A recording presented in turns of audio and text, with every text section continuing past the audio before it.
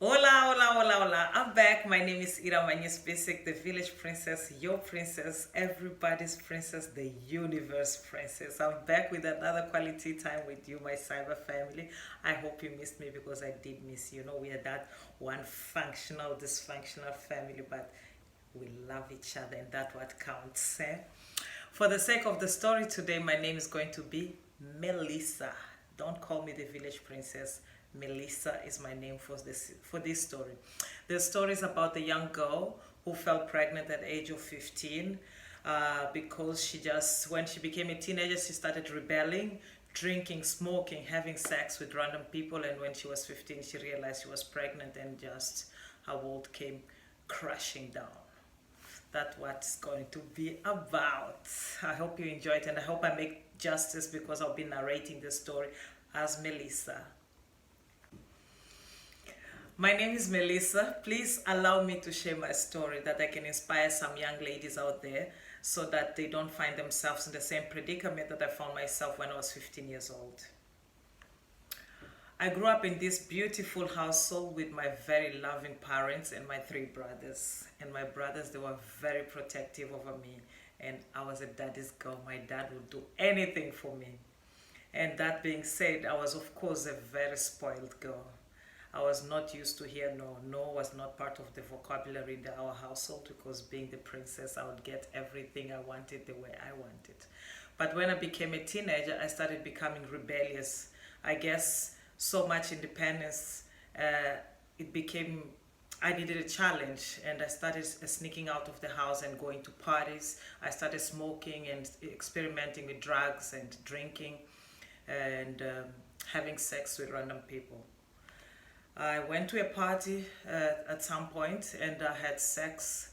I mean, during the whole week I was partying and I ended up having sex with three different guys. And that was when I was 15 and I found out that I was pregnant and my world just came crashing down because I had no idea who the father of the child was. By then I was really in bad terms with my family because of my rebellious ways. I was so stubborn, rebellious and so dismissive of anyone who would want to stop me from my crazy ways. I didn't want to listen to anyone. And for that reason, I was scared and I was embarrassed for them to know that I was pregnant. What I did is that one day in the middle of the night, I packed my bags and I ran away from home. I moved in with a friend of mine who I met during the party days. She was a little bit older than me and she had her own flat and she said, no, it's fine, you can stay with me as long as you want, as long as you can contribute with the bills. I got there and luckily I immediately got a job as a waitress. I started working. I really worked hard during my pregnancy. I managed to save some money for when the baby comes. I stopped all the crazy lifestyle. I couldn't even recognize myself. I was home. I was just being enjoying my pregnancy, going to work and staying home. Time went by. I reconciled with my family thanks to the universe.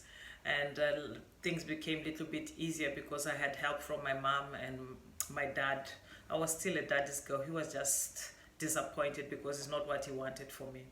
I moved back home and I had the baby while I was already home. I went back to school and at some point I met up with one of the guys that I slept with during that time.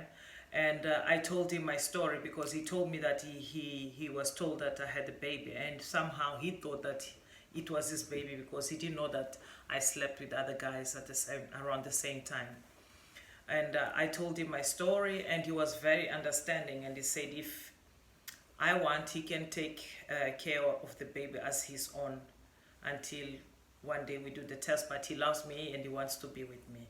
And that being said, we started dating and he ended up convincing me again to move out of the house. I moved out of the house with him. We created our cute little family, mama, papa and a little boy, and he put all the papers for the child in his name and he was looking after the baby. We were like this three cute little family. I was working, he was working, but we were young and we were just not mature enough.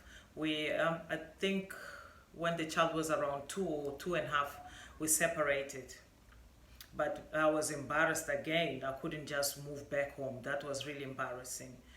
I was working and I was studying, and he was just working, and he would look after the child. We would just take turns, and my mom would help me with that. And when we separated, I stayed there, and I had a flatmate, and I was juggling work, studying, and the child. A few years later, I met a guy who became the love of my life. He became my husband. I got married, and I end up having another child. And my baby boy, which is my firstborn, he knew, actually he said that he overheard us talking about his, at some point me and my husband, we were arguing, and he overheard us saying that the father who he thought was the father, my husband, was not his father. And when he became a teenager, around 15, he decided that he wanted to look for his father, just to know who his father is. Even though my husband treated him like his son, he looked after him like his son. He went to his games at school, he went to the meetings. They were like buddies, like father and son. But okay, we decided together with my husband that it's fine, he can go and look for his father, no problem. And I gave him all the information about the 3 potential fathers. And embarrassingly, I told my son what happened. Of course, few details not there, but I told him the story that I unfortunately had sex with 3 guys, and I was young, I was wild, blah blah blah. And he understood. He contacted the guys, and he meet up with them, and he ended up they went for DNA tests with the 3 of them. At some point the results came out, and he found out who the father was.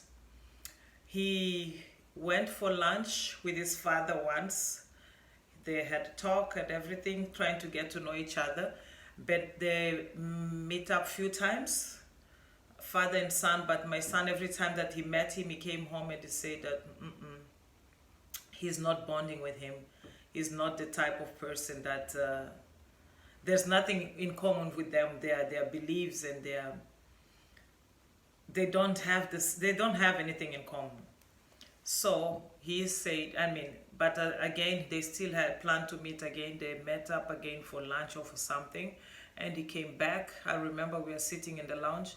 He came back, and he came straight, and he hugged my husband, a long hug, and he said, "Thank you so much for being my father. You are the best father anybody can ask for. I love you, Dad."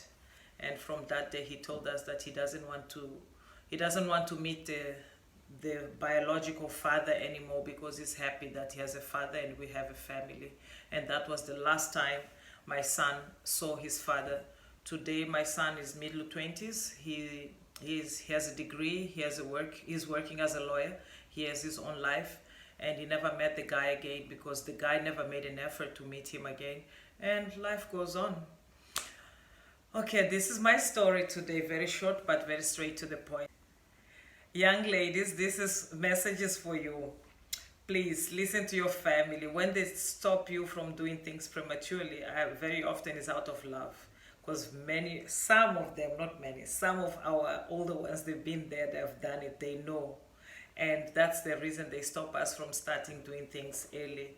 Make sure that you concentrate on your books, you study, you educate yourself, and these kind of drugs, sex, and parties, they will always be there, and it's never late to experiment. You can still experiment when you're an adult. Don't be in a hurry. Enjoy yourself, look after yourself. Love. Love, love, love, love, love, love, love, love from me, the village princess, to you. Mwah. Kiss, kiss. See you on my next story. Goodbye.